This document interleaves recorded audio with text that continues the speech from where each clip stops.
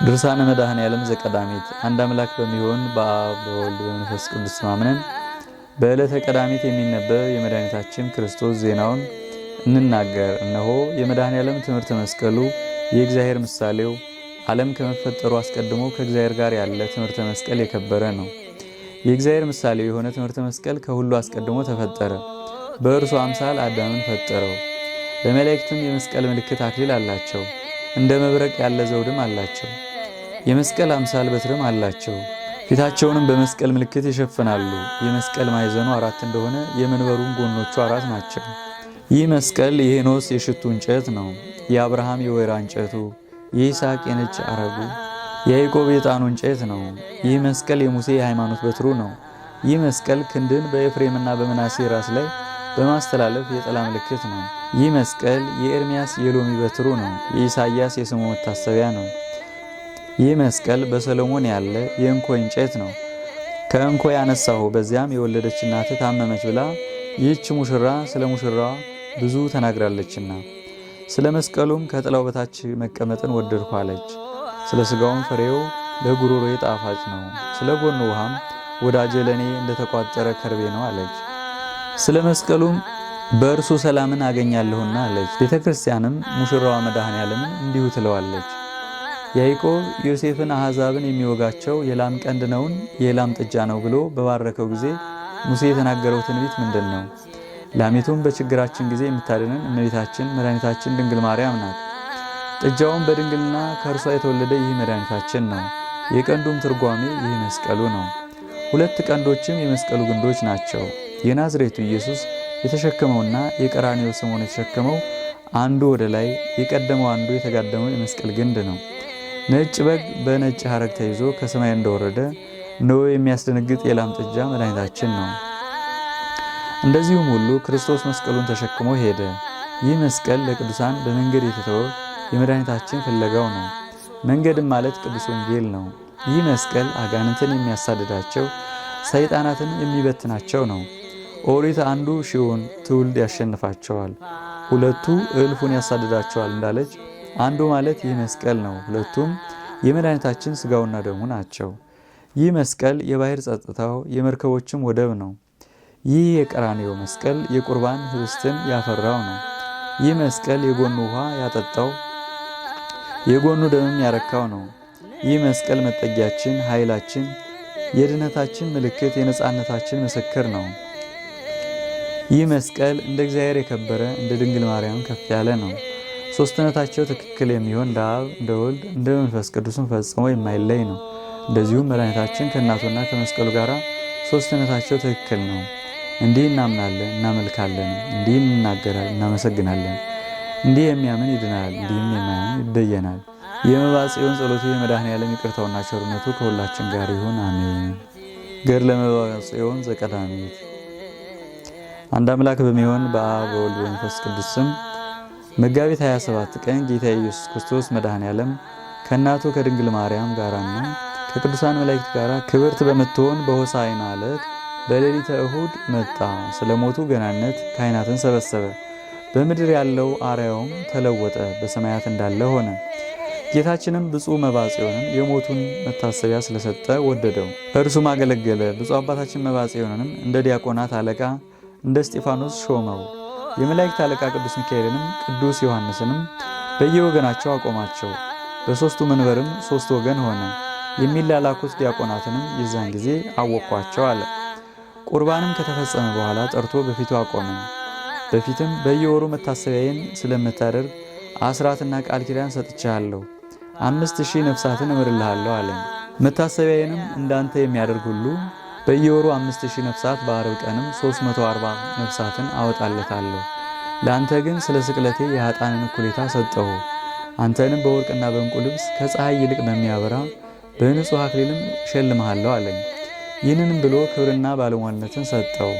እርሱም ሰገደለት። ጌታዬ መድኃኔዓለም ሆይ በጎ ሥራህን ጨርስልኝ፣ በእኔ የተማጸነውና የእኔን የበደለኛው የባሪያህን ስሜን የጠራውን ማርልኝ አለው። ልመናህን እፈጽምልሃለሁ። ስምህን የጠራና በአንተ የተማጸነውን ከሞትህም በኋላ መታሰቢያህን ያደረገውን አንተም ከምታደርገው ከሞቴ መታሰቢያ ቁራሽ የበላውን ከሩቅም ሆኖ ወሬህን ሰምቶ በልቡ ደስ ያለውና የወደደውን ከሞቴ መታሰቢያ መድረስ ባይቻለው እምረዋለሁ አለው። መድኃኔዓለምም ይህንን ብሎ በቅዱስ ሥጋውና በክቡር ደሙ ማለለት። እናቱ ማርያም ስለ እኔ ምን ትሰጠዋለህ አለችው። እናቴ ሆይ በበዓልሽ ቀን 5000 ነፍሳትን እምርለታለሁ አላት። የዚያን ጊዜም ተነስታ እግሩን ሳመችው፣ አመሰገነችውም። እኛም ይህ ጸጋ ከእግዚአብሔር በምን ተሰጠ? ስለ ድካምህ ነውን ወይም ስለ ጸሎት ነው ብለን ጠየቅ ነው። እርሱም ስለ ተጋድሎዬ አይደለም፣ የመድኃኔዓለም የሞቱን መታሰቢያ ስለማደርግ እንደ ቸርነቱ ገናነት በየቀኑ 600 አስራትን ሰጠኝ እንጂ አለን። ዳግመኛም ከጸሎት ሁሉ ተለይቶ የምወደው ትንሽ ጸሎት አለኝ፣ ስለዚህም ነፍሳት በየቀኑ ከሲኦል ይወጡልኛል አለን። የመድኃኔዓለም መንግስቱ እስከ ዘላለም የማያልፍ ሹመቱ ይባረክ። ይህንን መጽሐፍ ለጻፈ ለብቻው የነገረው አይደለም፣ በአንድ ሆነው ለለመኑት ለሶስቱ ሰዎች ነገረ እንጂ። ከነርሱ አንዱ ቄስ ነው፣ ሁለቱ ዲያቆናት ናቸው። ከጥንትም መድኃኔዓለም ዘወትር እንደሚጎበኘው ለምእመኑ ይነግራቸዋል። ወንጌል በሁለትና በሶስት ምስክር ነገር ሁሉ ይጸናል እንዳለ ነው። ብዙ ቅዱሳን መንፈስ ቅዱስ እንዳሳያቸው ምስክሮች ሆኑት። መድኃኔዓለም ወደ እርሱ ይወስደው ዘንድ ከዚህ ዓለም ድካም ያሳርፈው ዘንድ በወደደ ጊዜ አንድ መነኩሴ ወደ እርሱ መጣ። በሰማይም 3 ጨረቃዎችን አየሁ። ወደ እኔም ቀርበው ቅዱሳንን ሆኑ። ተክለ ማርያምም ተዘጋጅ፣ ከዚህ ከኃላፊው ዓለም የምትሞትበት ቀን ደርሷልና ብለው አሉኝ አለው። ሰምቶም የአምላኬ ፈቃድ ይሁን፣ በምድር ያለ መድኃኔዓለም ያለ ሞቱ መታሰቢያ በቀር ምን ተስፋ አለኝ? እኔም ወደዚያ ወደ ብርሃን ሀገር መሄድን እወዳለሁ አለ። ከዚያም ተነስቶ ወደ ማርያም ደብር ሄደ። ቅዱሳንንም ሁሉ እጅ ነሳቸው፣ የሆነውንም ነገር ሁሉ ነገራቸው። ከእነርሱም ተጽናንቶ በሰላም ተሸኘ። ይህ ነገርም ከሆነ ጊዜ ጀምሮ በቅዱሳን የተመሰለ ጨረቃ በአንደኛው ወር በ22 ቀን ታመመ። ከታመመም በኋላ በ3ኛው ቀን ቅዱሳን የሆኑ ልጆቹን ሁሉ ሰበሰባቸው። በመፈቃቀር ኑሩ፣ በመድኃኔዓለም ትእዛዝ ሂዱ፣ የሞቱንም መታሰቢያ አድርጎ አላቸው። ብዙ የጽድቅ ነገሮችንም ከመከራቸው በኋላ ወደ ሰማይ አንጋጠጠ። ምን ታያለህ አሉት። ፍጹም ድንቅ ነገርን አየሁ አላቸው። ቅዱሳን በዚህ ይጨነቃሉና እንዲህም ባላቸው ጊዜ በነፍሱ ደስ ተሰኙ፣ በሥጋውም አለቀሱ። እርሱንም ለመቀበል እንደወረዱ አወቁ። ሁለተኛም በድባቡ ውስጥ ያለው ከፀሐይ ይልቅ ይበራል አለ። ይህንንም ሲናገር ፊቱ ሁለመናውም በራ። ነፍሱንም ለጌታችን ለኢየሱስ ክርስቶስ ለመድኃኔዓለም ጥቅምት 27 ቀን ሰጠ። ዕድሜውም 74 ዓመት ነው። በ47 ዓመቱ ዲያቆን ሆነ። በ9 ዓመቱም ምንኩስናን ተቀበለ። ዳግመኛም በ9 ዓመቱ ቄስ ሆነ። ቄስ በሆነ በ9 ዓመቱም በሰላም አረፈ። የመድኃኔዓለም ይቅርታውና ቸርነቱ እኛን ሁላችንን ሕዝበ ክርስቲያን ይጠብቀን፣ አሜን። ወንድሞቼ ሆይ የዚህ ጻድቅ አባታችን የተክለ ማርያም ገድል ቀላል አይምሰላችሁ። እንዳይሰለች የሰማነውንና ያየነውን ሁሉ አልጻፍንም፣ የታወቁትን ነገሮች ግን አልተውንም። እርሱ ጌታችን መድኃኔዓለም ያውቃል፣ ለእግዚአብሔር መስጠት ምን ያጎድለዋል? መድኃኔዓለምን የወደደው ሰው ንዑድ ክቡር ነው። በልቡ ሐሳብ የመከረው ለመባያ ጽዮን የገለጸለት የመድኃኔዓለም በዓል ያከበረው በጸለየ ጊዜ የስቅለቱንና የሞቱን መታሰቢያ ያደርግ ዘንድ በግልጽ ተናገረው። መታሰቢያውንም ከፍ ከፍ አደረገ። መድኃኔዓለም ክርስቶስ ለተክለ ማርያም ስለገለጸው ራእይ ነገር ለቅዱሳን ሁሉ እርስ በርሳቸው ክብርን እንዳደላቸው መጠን መዓዛቸው እየራሳቸው ነው። ለቅዱሳን ሁሉ ረዳታቸው እርሱ ነው። የክብር ባለቤት የሆነ መንፈስ ቅዱስም አጽናኛቸው ነው። የመድኃኔዓለም ይቅርታውና ቸርነቱ የመባዓ ጽዮን ልመናውና በረከቱ ከሁላችን ሕዝበ ክርስቲያን ጋር ይሁን፣ አሜን። በሰማያትም ላይ በወርቅና በዕንቁ የተሰሩ 10 ቤቶችን አየ። የሽልማታቸውም ሁኔታ እጅግ ያንጸባርቃል። የመካከለኛዋ ቤትም በላይዋ ድባብ አለባት። በዚያ ድባብ ራስም እንደ ፀሐይ የሚያበራ ትልቅ ትምህርተ መስቀል አለው። በዚያ ድባብ ዙሪያም የወርቅ መርገፍ አንድ እየሆነና እየተለያየ ይወርድ ነበር። በዚያ ቤትም በሁለመናው ላይ ዕንቁዎች ተደርድረውበታል። ዳግመኛም የዚያች ቤት የሶስቱ ደጃፎቿ መሸከሚያ 3 የወርቅ ገመዶች ከሰማይ ወረዱ። በድባቡ ላይ ያለውንም የመስቀሉን ግንድ ሳቡ። ቅዱስ ሚካኤልም ደጃፎቹን ከፈተ። በውስጧም ሥራው የማይታወቅ መንበር ነበረ። ብሩህ ደመናም ሸፍኖት ነበር። በላዩም ትንሽ ሕፃን ተቀምጦበታል። መባዓ ጽዮንም መልአኩን ከዚህ የሚቀመጠው መነኩሴ ማን ነው አለው። መልአኩም መድኃኔዓለም የመባዓ ጽዮንን ነፍስ ማደሪያዋን ከዚህ አደረገ፣ በወደዳትም ቀን ይጠራታል ይነጋገራታልም አለው። አባታችንም ይህን አይቶ የአምላክን ጥበብ አደነቀ። ዳግመኛም በዚያ ቤት ውስጥ አኖሯቸው። አንድ የሆነ 3 ነጫጭ በሮች ቆመው ነበር። እነርሱን ግን መልአኩ አልተረጎመለትም። ጥበበኞች ቅዱሳን ግን በአካል 3 የሆኑ ሥላሴ ናቸው ብለው ተረጎሙ። ዳግመኛም ጳጉሜን 1 ቀን መንፈስ ቅዱስ ይዞ ወደ ሰማይ አሳረገኝ። በዚያም እንደ ደመና የተዘረጋ እንደ በረዶ የነጣ አየሁ። በዚያውም ላይ ብዙ ቅዱሳን በፈረስ ተቀምጠው እርስ በርሳቸው ይጫወታሉ።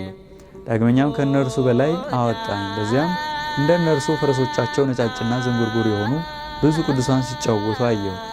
ከቀደሙትም ይልቅ እነዚህ ፈጽመው ያምራሉ። ከዚያም አባቴን አየሁት። ያየሁትም ሁሉ ስለ መድኃኔዓለም መታሰቢያ እንደሆነ አወቅሁ። በዚያም ጊዜ ከእርሱ ጋር ተገናኘሁ። እርሱ ጌታም የብርሃን ልብስን ሰጠኝ። ከዚያም አንስቶ ከቀደሙት ይልቅ የረዘመ የተዘረጋ ደመና ያለው ወደ ሶስተኛው ሰማይ አወጣኝ። በላዩም መድኃኔዓለምን ከእናቱ ከድንግል ማርያም ጋር አየሁት። የመላእክትና የሰው ከተማዎች ሞልተዋል። ዳግመኛም ከፀሐይ የሚያበራ ደስ የተሰኘ ሰውን አየሁ። ጌታችንም ክብርና ልዕልናን የክብር ልብሶችን ብዙ ፈረሶችን ለእነዚህ ቅዱሳን ስጣቸው ብሎ ሰጠው። በዚያን ሰዓት ያ ሰው የመድኃኔዓለምን ፈረሶች ሳበ፣ ለሕፃኑም ሰጠው። እርሱም አስቀድሞ ከጌታችን ፈረሶችና የክብር ልብሶችን ስለወሰደ ፈርቶ ከእርሱ አልወሰደም። ጌታችንም ተመልሶ የብርሃን መስቀልን ተቀበል አለው። የዚያን ሰዓት የብርሃን መስቀልን ከጌታችን ተቀበለ። ጌታችንም ይህ የሚቀበለውም ወዳጄ መምህር ዮሐንስ ነው አለ። ከዚህም በኋላ ጥቋቁሮች የሚስቡት ጥቁር አውሬን አየው። ከኋላውም አይነቱ ጥቁር የሆነ ሽታው የከረፋ ትልቅ በሬ ይከተለዋል። ከዚህም በሬ በኋላ ጥቋቁር ሰራዊቶች ቀስትና ጦሮችን ይዘው ይከተላሉ። መድኃኔዓለምም የመላእክት አለቃ ሚካኤልን ተነሳና በዓለም ውስጥ ወዳሉት ይወርድ ዘንድ በግን እዘዝ አለው። መታሰቢያን የሚያደርጉትን አገር ሰዎች ግን እነርሱንና ልጆቻቸውን አትንካ፣ ከሀገራቸውም አትድረስ አለው። ነገር ግን አውሬው ወደሚሄደው ይህ አውሬና ጥቋቁሮች ሰራዊቶች ይከተሉታል። ከዚያም ተነስቶ አባታችን መባጽዮን ወደ መድኃኔዓለም ደረሰ። አውሬውም ከጥቋቁሮቹ ጋር ወደ እገሌ አገር ላክ አለው። መድኃኔዓለምም አውሬውን ያለ 6ቱ ደብር በቀር ወደ እገሌ አገር ሂድ አለው። ያ ቀናተኛ ግን ወደ መባጽዮን ሀገርና ደብር ሄደ። መድኃኔዓለም በእርሱ ላይ ተቆጣ። ያን ቀናተኛም ወደ እርሱ አመጣው። ስታውቅና ስትረዳ ሳለ የሞቴን መታሰቢያ ወደሚደረግበት ለምን ገባህ አለው። ጌታችን መድኃኔዓለምም ጋኔን የተባለውን አውሬ ከዚያ ሀገር አስወገደው። የዚያን ጊዜ ሽልማቶቹን ይገፉት ዘንድ ሁለመናው እስከሚቀልጥ ድረስ በጅራፍ ይገርፉት ዘንድ አዘዘ። በሰንሰለትም የኋሊት አሰሩት። አስረውም እየጎተቱ ወሰዱት። እርሱንም አይተው ጓደኞቹ አለቀሱ። ይህም የሆነው መስከረም 1 ቀን ነው። ከዚህም በኋላ አባታችን ከጌታችን ከመድኃኔዓለም ከመንበሩ ፊት ወደቀ። አውሬውንና ጥቋቁሮችን በሬውንም ያስወግድለት ዘንድ ለመነው። ጌታዬ መድኃኔዓለም ሆይ የጠፋውንም ሁሉ ማርልኝ ሲል ጸለየ። አንተ ስላደረግከው የሞቴን መታሰቢያ ምሬልሃለሁ አለው። መድኃኔዓለምም ይወጡ ዘንድ አዘዘ። የዚያን ጊዜም ጥቋቁሮቹ ሰራዊቶች ከአውሬውና ከበሬው ጋር ወጡ። እያቻኮሉ ወደ ወሰዷቸውም አላወቀም። ከዚህም በኋላ አባታችን እንደ ልማዱ በዕለተ ዓርብ የመድኃኔዓለም መታሰቢያ ያደርግ ዘንድ አሰበ። ጌታችንም በሕፃን አምሳል መጣ። አንገቱንም አቀፈው፣ ሁለመናውንም በብርሃን ሸለመው። ራሱንም ይዞ ፊቱንና ጉንጮቹን ዳሰሰው። ከእርሱ ጋራም ተጫወቱ። እናቱም የልጇን የመድኃኔዓለምን ርኅራኄውን ባየች ጊዜ ያልሰጠኸው ቃል ኪዳን ቀርቶሃልን አለችው። አዎ ቀርታኛለች፣ አሁን እፈጽምለታለሁ። እናቴ ሆይ ስለ አንቺና ስለ ሞቴ ሕማም ስለ ደሜም መፍሰስ በፊትሽ እምልለታለሁ አላት። ብዙ መሐላንም ማለ። የዚያን ጊዜ ከእንግዲህም በኋላ ለመታሰቢያ ህብስትና ጽዋን ያዘጋጅ ያሳምር ዘንድ የሚያስብ ሰው እስከ መጨረሻው ድረስ ከእርሱ አልለይም፣ ዘወትር አልተወውም አለ። ብዙ ኃጢአት ቢኖርበትም ይተውለታል። በቁርጥ ልቦናና በንጹሕ ሐሳብ ሥጋዬና ደሜን ለመቀበል ወደ ቤተ ክርስቲያን ቢገባ 3,000 ነፍሳትን ከእሳት ባሕርና ከሲኦል ያወጣ ዘንድ ስለ ሕማሜና ስለ ሞቴ መታሰቢያ ማልሁልሽ። እናቴ ሆይ ስለ አንቺ ይህን አስራት የሰጠሁትን መታሰቢያን የሚያደርገውን ወደ እኔ አመጣዋለሁ አላት። እናቱም ተነስታ ጉልበቱን ሳመች፣ አመሰገነችውም። የመድኃኔዓለም ቸርነቱ የድንግል ማርያም ረድኤቷ ከሁላችን ጋር ይኑር አሜን።